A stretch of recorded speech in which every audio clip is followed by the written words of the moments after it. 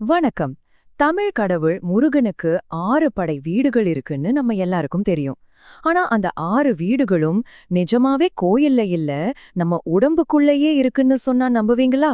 வாங்க, சித்தர்கள் சொன்ன அந்த ஆச்சரியமான நரம்பியல் ரகசியத்தை தான் நம்ம இப்போ தோண்டி துருவி பார்க்க போறோம். சரி, முருகனோட 6 படைவீடுகள் எங்க இருக்குன்னு கேட்டா நம்ம மனசுக்கு உடனே வர்றது என்ன? பழனி, திருச்செந்தூர், திருப்பரங்குன்றம் இந்த மாதிரி இடங்கள் தான். இதுதான் நம்ம ஸ்கூல்ல படிச்ச பொதுவா எல்லாருக்கும் தெரிஞ்ச விஷயம் இல்லையா? ஆனா சித்தர்களோட பார்வை அது டோட்டலா வேற. ஆமாங்க, நீங்க கேட்டது சரிதான். அந்த 6 புனித தலங்களும் வெளியில எங்கேயும் இல்ல, நம்மளோட மண்ட ஓட்டுக்குள்ள தான் இருக்கு. ஷாக்கிங்கா இருக்குல்ல?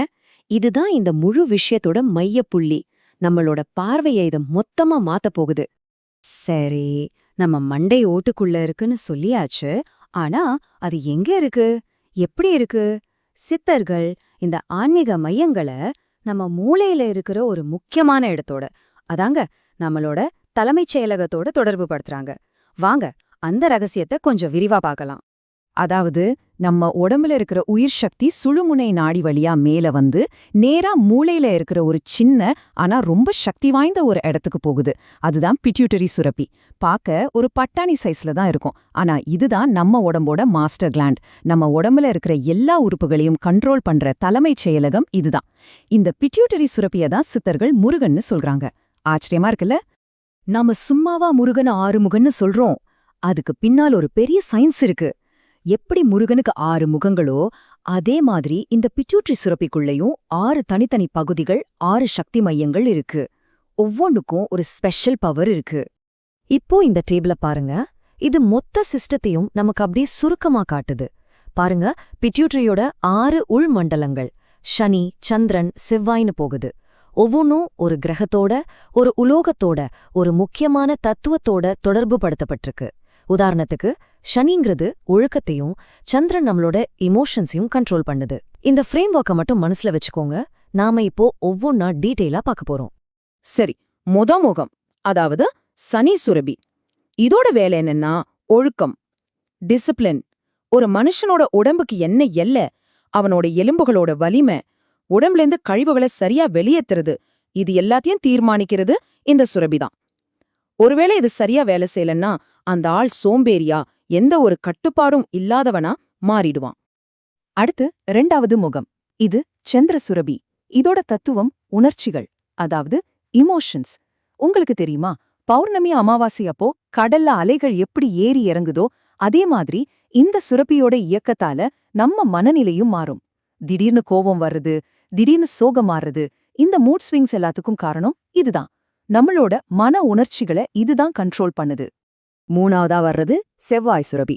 இதோட தத்துவம் ஆற்றல், அதாவது எனர்ஜி. நம்ம உடம்புல இருக்கிற சூடு, ரத்த ஓட்டம், தைரியம், வீரம், இது எல்லாத்தையும் ஆள்றது இதுதான். ஒருத்தருக்கு டக்குன்னு கோபம் வருதுன்னா அதுக்கு காரணம் இந்த செவ்வாய் சுரபி ஓவரா வேலை செஞ்சு ஒரு எலக்ட்ரிக் ஷாக் மாதிரி ஒரு தூண்டுதலை கொடுக்கறது தான். 4வது புதன் சுரபி. தத்துவம் அறிவு, இன்டெலெக்ட். ஒருத்தரோட புத்திசாலித்தனம், அவங்க பேசுற திறமை, கலைத்திறன், இதுக்கெல்லாம் இந்த சுரபிதான் காரணம். நம்ம மூளையிலிருந்து போற மெசேஜஸ், அதாவது நியூரோ டிரான்ஸ்மிட்டர்கள் படுவேகமா வேலை செய்யணும்னா இந்த சுரபி சரியா இயங்கணும். அதனாலதான் புதனை புத்திகாரகன்னு சொல்றோம். 5வதா பார்க்க போறது வியாழன் சுரபி, அதாவது குரு. இதுதான் ஞானத்தோட ஊற்று. ஒருத்தர் ரொம்ப உயர்வா சிந்திக்கிறார், ஆன்மீகத்துல தேடல் இருக்குன்னா அதுக்கு காரணம் இந்த சுரபி மலர்ச்சி அடைஞ்சிருக்குன்னு அர்த்தம். நம்ம குருவருள்னு வெளியில தேடுறோம் இல்லையா, அது வேற எங்கேயும் இல்ல, நம்ம பிட்யூட்டரிக்குள்ள இருக்கிற இந்த இடம் ஆக்டிவேட் ஆகிறது தான். கடைசியா 6வது முகம் வெள்ளி சுரபி, அதாவது சுக்கிரன். இது உயிர் சக்தியோட தரத்தையும் படைப்புத் திறனையும், அதாவது கிரியேட்டிவிட்டியும் குறிக்குது. இந்த உலக வாழ்க்கைய சந்தோஷமா அனுபவிக்கிறதுக்கு இதுதான் அடிப்படை. இது ஒருவேளை பலவீனமாயிடுச்சுன்னா முகத்துல இருக்கிற பொலிவு, அந்த தேஜஸ் குறைஞ்சிரும். சரி, இந்த 6 சக்தி மையங்களையும் பேலன்ஸ் பண்றதுக்கு ஒரு சூப்பர் கருவி இருக்கு. அது என்ன தெரியுமா? முருகன் கையில எப்பவும் இருக்கிற அந்த வேல் தான். அந்த வேலு சும்மா ஒரு ஆயுதம் இல்ல, அது நம்மளோட மொத்த நரம்பு மண்டலத்தோட ஒரு ஆழமான சிம்பிள். இப்ப இந்த ஒப்பீட்டை கொஞ்சம் நல்லா கவனிங்க. வேலோட கூர்மையான கீழ்ப்பகுதி இருக்குல்ல, அது நம்ம முதுகெலும்போட அடியில சேமிச்சு வச்சிருக்கிற உயிர் சக்திய, அதாவது குண்டலினிய குறிக்குது. அதே போல வேலோட அகலமான மேல் பகுதி விரிஞ்சிருக்கிற நம்ம மூளைய குறிக்குது. எவ்ளோ பெர்ஃபெக்ட்டான ஒரு உருவகம் பாத்தீங்களா? சித்தர்கள் என்ன சொல்றாங்கன்னா, அந்த வேல் எப்போ சூரன்ற நம்மளோட ஆணவத்தை, ஈகோவை அழிக்குதோ அப்பதான் நம்ம பிட்யூட்டரி சுரப்பியில இருக்கிற இந்த 6 மண்டலங்களும் ஒரு சரியான சமநிலைக்கு வரும். அப்போ உண்மையான சுய கட்டுப்பாடுங்கிறது வேற ஒண்ணும் இல்ல, இந்த 6 உள் மையங்களையும் பேலன்ஸ் பண்றதுதான். ஆனா ஒரு நிமிஷம் யோசிச்சு பாருங்க, இந்த உள் சமநிலைய அடையறது இன்னைக்கு ஏன் இவ்வளவு கஷ்டமா இருக்கு? இங்கதான் ஒரு பெரிய சிக்கல் இருக்கு. நம்மளோட இந்த மாடர்ன் லைஃப் ஸ்டைல் சித்தர்கள் சொன்ன இந்த நுணுக்கமான சிஸ்டத்தை எப்படியெல்லாம் டேமேஜ் பண்ணுதுன்னு இப்ப பார்க்கலாம். முதலாவது நம்ம சாப்பாடு அதிகமா இனிப்பு காரம் சேர்க்கறதால என்ன ஆகுதுன்னா, ஆற்றலுக்கான செவ்வாய் சுரபியும் அறிவுக்கான வியாழன் சுரபியும் ஓவரா தோண்டப்படுது. அதே நேரத்துல நம்ம மன அமைதிக்கு தேவையான சந்திர சுரபியும் ஒழுக்கத்துக்கு அவசியமான சனி சுரபியும் ரொம்ப பலவீனமாகிடுது. இதுக்கு மேல நம்ம கையில 24 மணி நேரமும் இருக்கிற மொபைல் போன்ல இருந்து வர கதிர்வீச்சும் இதுக்கு ஒரு முக்கியமான காரணம். இந்த சார்ட்டை பாருங்க, விஷயம் உங்களுக்கு பளிச்சுன்னு புரியும். ஆற்றல், அறிவு சம்பந்தப்பட்ட சுரப்பிகள் இருக்குல்ல, செவ்வாய், புதன், அதோட பார் எவ்ளோ உயரமா இருக்குன்னு பாருங்க. ஆனா உணர்ச்சி, ஒழுக்கம் சம்பந்தப்பட்ட சுரப்பிகள், அதாவது சந்திரன், சனி, அதெல்லாம் எவ்ளோ கீழே இருக்குன்னு பாருங்க. இதனாலதான் இன்னைக்கு மனுஷன் ரொம்ப புத்திசாலியா, அறிவாளியா இருக்கலாம், ஆனா மனசுல நிம்மதி இல்லாம ஒருவித பதட்டத்தோடவே இருக்கான். சரி, இவ்ளோ பிரச்சனை இருக்கு. அப்போ இதுக்கு என்னதான் தீர்வு? நம்மளால இத சரி பண்ண முடியாதா? கவலையே படாதீங்க. இந்த சிஸ்டத்தை திரும்பவும் சரி செஞ்சு ஒரு பேலன்ஸ்க்கு கொண்டு வரதுக்கு நம்ம சித்தர்கள் ஒரு அற்புதமான டெக்னிக் சொல்லி கொடுத்திருக்காங்க. அதுதான் வாசி யோகம். இது ஒரு ரொம்ப சக்தி வாய்ந்த மூச்சு பயிற்சி.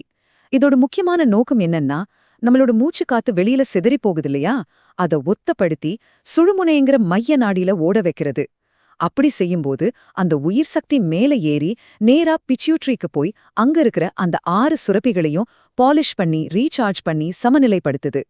இதுதான் நம்ம இழந்த உள் அமைதியை திரும்ப கொண்டு வரதுக்கான ஒரே வழி. அப்போ இந்த அற்புதமான பழங்கால அறிவிலிருந்து நம்ம எடுத்துக்க வேண்டிய முக்கியமான மெசேஜ் என்ன தெரியுமா? உங்களை நீங்களே மாத்திக்கிற அந்த சக்தி, அந்த ரசவாதம் வேற எங்கேயும் இல்ல, உங்களுக்குள்ளேயே தான் இருக்கு. நீங்க தான் உங்க உடலோட ரசவாதி. இந்த விஷயத்த அகத்திய பக்தன் எவ்வளவு அழகா சொல்றாருன்னு பாருங்க. உனது கோபம், உனது கவலை, உனது ஆசை, இவை அனைத்தும் உனது பிட்யூட்டரி சுரப்பியில் நடக்கும் ஒரு வேதியியல் மாற்றமே தவிர வேறில்ல. அப்படின்னா என்ன அர்த்தம்? நம்ம கண்ட்ரோல்ல இல்லாத எமோஷன்ஸ்னு நாம நினைக்கிறது எல்லாமே நம்ம உடம்புக்குள்ள நடக்கிற ஒரு கெமிக்கல் சேஞ்ச் தான். அதை நம்மால மாத்த முடியும், கட்டுப்படுத்த முடியும்னு அர்த்தம். சரி, இந்த விளக்கத்தோட இறுதியில உங்ககிட்ட ஒரு கேள்வி கேக்குறேன். உங்க சுவாசத்தை சரிப்படுத்தி உங்க மண்டை ஓட்டுக்குள்ள இருக்கிற அந்த ஆறுமுக சக்திய சந்திக்க நீங்க தயாரா? உங்ககிட்ட இருக்கிற கோபம், பதட்டம், கவலை, இது எல்லா பிரச்சனைக்கும் தீர்வு வெளியில இல்ல, உங்களுக்குள்ளதான் இருக்கு. இத பத்தி கொஞ்சம் யோசிச்சு பாருங்க.